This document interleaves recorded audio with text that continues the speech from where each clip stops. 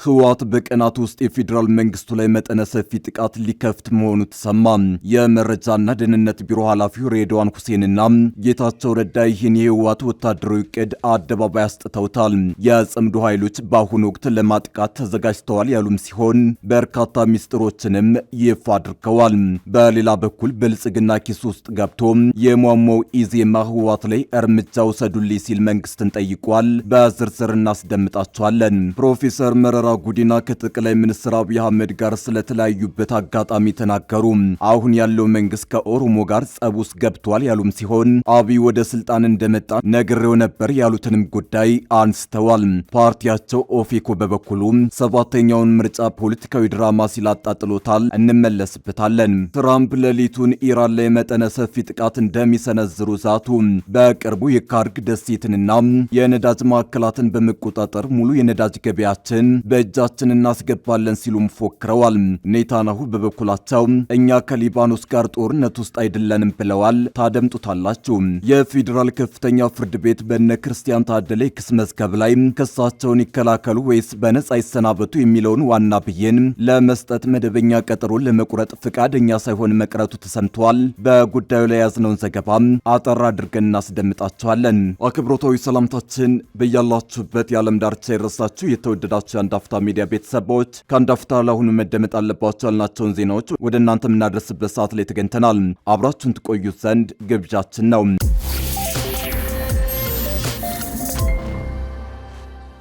ህወሓት በቀናት ውስጥ የፌዴራል መንግስቱ ላይ መጠነ ሰፊ ጥቃት ሊከፍት መሆኑ ተሰማ።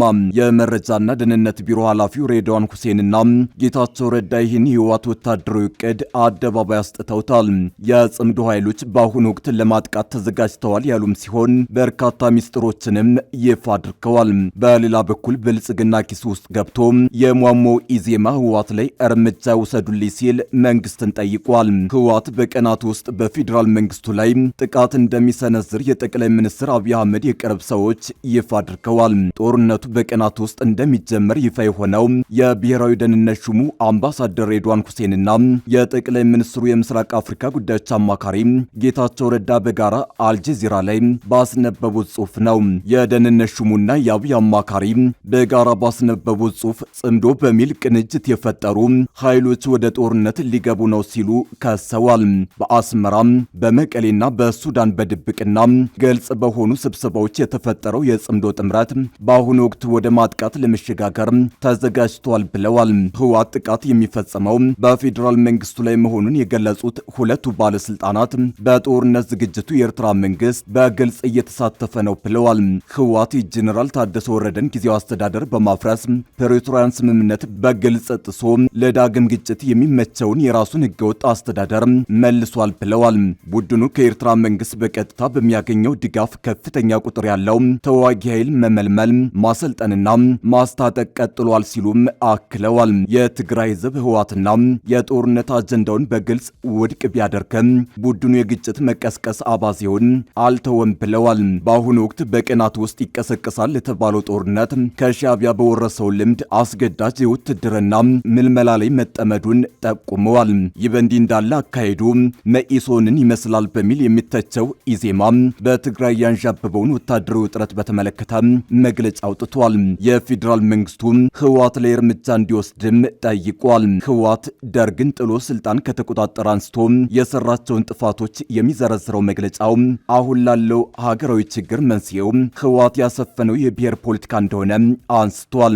ለፕሪቶሪያ ስምምነት አለመተግበርና ለተፈናቃዮች አለመመለስ ህወሓትን ብቻ ተጠያቂ ያደረገው የፓርቲው መግለጫ ይህንን ኃይል በቃ ማለትና በትግራይ ያሉ ወገኖቻችንን ከማያባራ መከራ መታደግ የሁላችንም ኢትዮጵያውያን የጋራ የቤት ስራ ሊሆን ይገባል። ጦርነትን ሳይጀምር በፊት ማስቆም ይገባናል ሲል ጠይቋል።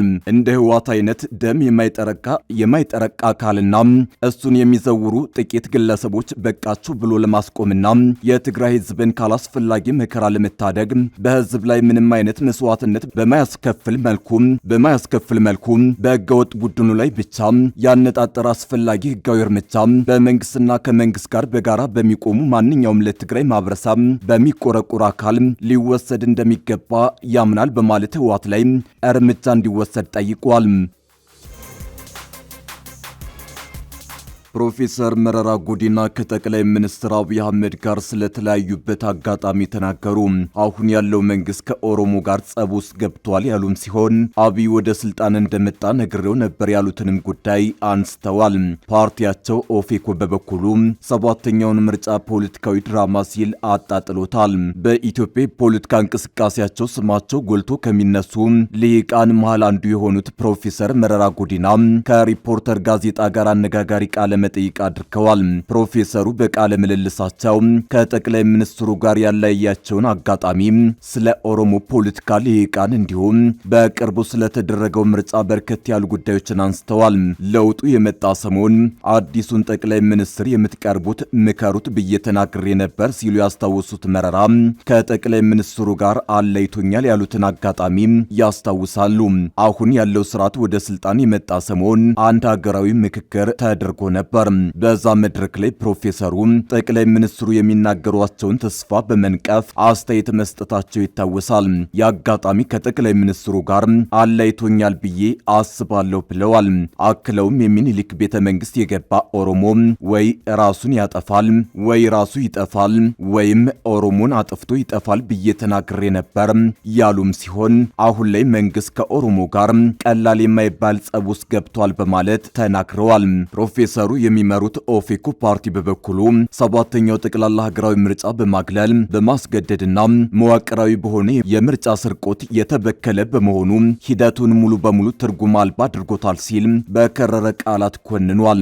ፓርቲው ምርጫው አምባገነናዊነትን ህጋዊ ለማድረግ የተወጠነ የፖለቲካ ድራማ ነው ሲል የወቀሰ ሲሆን በሀገሪቱ ባለው አውዳሚ ጦርነት ምክንያት ሂደቱ ወታደራዊ ጥበቃ ባለባቸው ጥቂት ከተሞች ብቻ መደረጉንና ትግራይ ክልል ሙሉ በሙሉ አለመሳተፉን በመጥቀስ አስገንዝቧል። ኦፌኮ በኦሮሚያና በአማራ ክልሎች እየተካሄደ ያለው አውዳሚ ጦርነት በሰፊ የገጠርና የከተማ ዳርቻዎች ታማኒነት ያለው ምርጫ ማካሄድ ፈጽሞ የማይቻል እንዲሆን አድርጎታል ያለ ሲሆን ምርጫው በከፍተኛ ወታደራዊ ጥበቃ ስር ባሉ ዋና ዋና ከተሞች ብቻ ተደርጓል ብሏል። በምርጫው ዕለት የምርጫ አስፈጻሚዎች ግልጽ አድሎ መፈጸማቸውን፣ በመራጮች ላይ ማስፈራራት መኖሩንና የተቃዋሚ ታዛቢዎች በኃይል መባረራቸውን የገለጸው የፓርቲው መግለጫ ሂደቱን የታዘቡትን የአፍሪካ ህብረትና የኢጋድ ልዑካን ሪፖርት የምርጫ ዕለት ቱሪዝም እንጂ እውነተኛ የታዛቢነት ሚና አይደለም ሲል ነቅፎታል። ኦፌኮ የአፍሪካ ህብረትና የምስራቅ አፍሪካ የልማት በየነ መንግስታት ድርጅት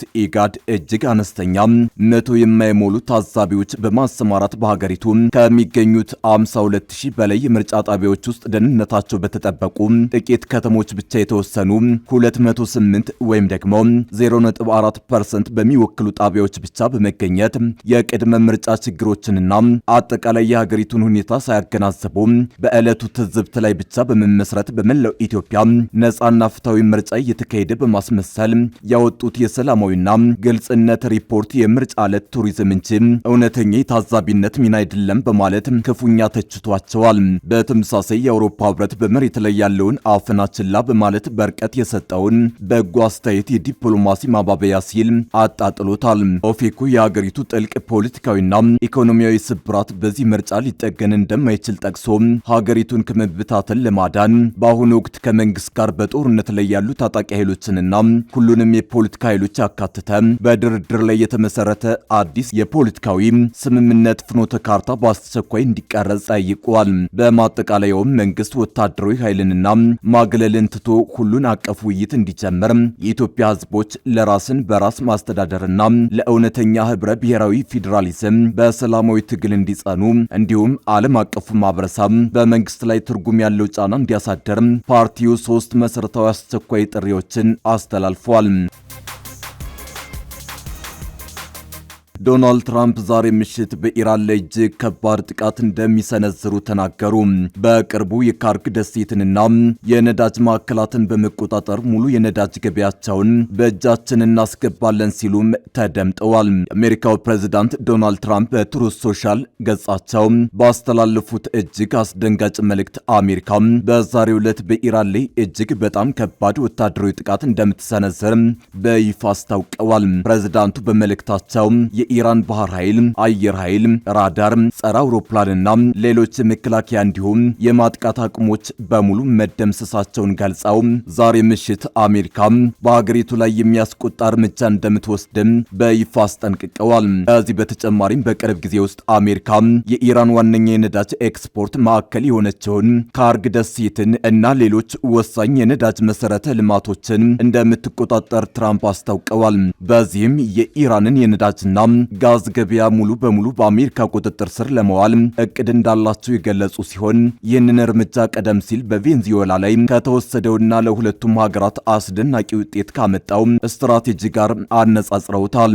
ሁለቱ ሀገራት በተከታታይ የጦርነት ድባብ ውስጥ በገቡበት በዚህን ወቅት በትራምፕ የተሰጠው ጠንካራ ማስጠንቀቂያ በመካከለኛው ምስራቅ ያለውን ውጥረት መላው ዓለም በከፍተኛ ስጋት ወደሚጠባበቀው አደገኛ ምዕራፍ አሸጋግሮታል። ይህ በእንዲህ እንዳለ የእስራኤሉ ጠቅላይ ሚኒስትር ቤንያሚን ኔታንያሁ ለሊባኖስ ሕዝብ ባስተላለፉት የቪዲዮ መልእክት ሕዝቡ በኢራን የሚደገፈውን ሄዝቦላህን ወደ ጎን እንዲተውና ቡድኑ አንዴ ከተወገደ በኋላ ለሀገሪቱ የሚኖሩት እድሎች ማለቂያ የሌላቸው መሆናቸውን ገልጸዋል። ኔታንያሁ በእንግሊዝኛ ቋንቋ ተቀርጾ በማህበራዊ ትስስር ገጻቸው ላይ በተለቀቀው ቪዲዮ ኢራንና ሄዝቦላህ ሀገራችሁን ወደ ቅዠት ከመቀየራቸው በፊት ሊባኖስ ምን ትመስል እንደነበር ታስታውሳላችሁ፣ ካፊዎቹን ታስታውሳላችሁ፣ ባህሉን፣ ሰላሙን በማለት ጠይቀዋል። አክለውም ሄዝቦላህና ኢራን እኛን ደጋግመው ወደ ጦርነት መጎተት ስለሚፈልጉ ያ ሁሉ ጠፍቷል፣ እናንተና ልጆቻችሁ ከዚህ የተሻለ ህይወት ይገባቸዋል ብለዋል። ባለፉት ጥቂት ሳምንታት እስራኤል በደቡብ ሊባኖስ የምታካሄደውን የምድር ላይ ወታደራዊ ኦፕሬሽን ባሰፋችበት ወቅት እስካሁን 10,000 የሚጠጉ የሄዝቦላ አባላት መገደላቸውን ጠቅላይ ሚኒስትሩ ተናግረዋል። የእስራኤል መከላከያ ሰራዊት ትናንት ረቡዕ ታሪካዊ በሆነችው የጢሮስ ከተማ በሚገኙ የሄዝቦላ መሰረተ ልማቶች ላይ የአየር ጥቃት መፈጸሙም ተሰምቷል። ኔታንያሁ በመልእክታቸው ማጠቃለያ ላይ እስራኤል ከእናንተ ጋር ጦርነት ውስጥ አይደለችም ያሉ ሲሆን እኛ ጦርነት ላይ ያለነው ሀገራችሁን ታጋች ካደረገው የኢራንን ትዕዛዝ ከሚፈጽመውና የእናንተን ግዛት እስራኤል ላይ የሽብር ጥቃት ለመሰንዘር ከሚጠቀመው ሄዝቦላ ጋር ነው ሲሉ አስገንዝበዋል። ይህ የኔታንያሁ መግለጫ የስነ ልቦና ጦርነት ስትራቴጂ አካል ሲሆን ዓላማውን በሊባኖስ ህዝብና በሄዝቦላ መካከል ያለውን ማህበራዊ ትስስርና መተማመን በመከፋፈል በቡድኑ ላይ የውስጥ ተቃውሞ እንዲቀሰቀስ ማድረግ ነው። ኔታንያሁ ሊባኖስ ቀደም ሲል የነበራትን የሰላምና የባህል ታሪክ ማውሳታቸው የሊባኖስን ማህበረሰብ ስሜት ለመማረክ ታስቦ የተደረገ የፖለቲካ ስሌት ነው። ይሁን እንጂ የእስራኤል ጦር በሊባኖስ ከተሞች ላይ የሚያደርሰው ጥቃት በሲቪል መሰረተ ልማቶችና በንጹሃን ዜጎች ላይ እያስከተለ ያለው ሰብአዊ ቀውስ እየተባባሰ ባለበት ወቅት እንዲህ አይነቱ የሰላም ፍላጎት መግለጫ በሊባኖስ ህዝብ ዘንድ ቅቡልነቱን ለማግኘት እጅግ አስቸጋሪ ሊሆንበት ይችላል። የፌዴራል ከፍተኛ ፍርድ ቤት በነ ክርስቲያን ታደለ ክስ መዝገብ ላይ ክሳቸውን ይከላከሉ ወይስ በነጻ ይሰናበቱ የሚለውን ዋና ብይን ለመስጠት መደበኛ ቀጠሮ ለመቁረጥ ፍቃደኛ ሳይሆን መቅረቱን የተከሳሾቹ ጠበቃ ሰለሞን ገዛይ ለአዲስ ማለዳ ገለጹ። ፍርድ ቤቱ ለብይኑ መደበኛ ቀን ባይቆርጥም ተከሳሾቹ በማረሚያ ቤት እየተፈጸመብን ነው ስላሉት የሰብአዊ መብት ጥሰት ግን የማረሚያ ቤቱ ኃላፊ ማብራሪያ ይዘው እንዲቀርቡ ለሰኔ 16 ቀን 2018 ዓ.ም ተለዋጭ ቀጠሮ ሰጥቷል። ጠበቃ ሰለሞን ሰኔ 3 ቀን 2018 ዓ.ም ስለነበረው የችሎት ውሎ እንደተናገሩት ተከሳሾቹ ፍርድ ቤቱ ለብይኑ ለምንድነው ቀጠሮ የማይሰጠን ሲሉ ላቀረቡት ጥያቄ ችሎቱ ሲመልስ ጉዳዩ ሊያልቅ የተወሰነ ነገር ስለሆነ የቀረው ይሄ ነው የሚባል ቀን አልወሰንም ማለቱን ገልጸዋል። በመሆኑም ጉዳዩ ሊጠናቀቅ የተቃረበ በመሆኑ ፍርድ ቤቱ የሰብአዊ መብት ጥሰቱን ለማሰማት በሰየመው በዚሁ በሰኔ 16 ቀን ላይ ዋናው ብይን ሊገለጽ ይችላል። ካልሆነ ግን ከዛ በኋላ ባሉት ቀናት ልናሰማ እንችላለን የሚል ውሳኔ ማስተላለፉን ጠበቃው ጠቅሰዋል። በዕለቱ ተከሳሾቹ ጉዳዩን የሚከታተሉ የሚዲያ አካላትና ቤተሰቦቻችን ቀኑን ቀድመው ማወቅና መስማት ስላለባቸው መደበኛ ቀጠሮ ሊሰጠን ይገባል የሚል ጠንከር ያለ ጥያቄ ቢያነሱም ችሎቱ ግን ተጨማሪ ቀጠሮ ለመስጠት ፈቃደኛ ሳይሆን በሰኔ 16 ወይም ከዛ በኋላ ብይኑን እናሰማለን በማለት የዕለቱን ችሎት ማጠናቀቁ ታውቋል።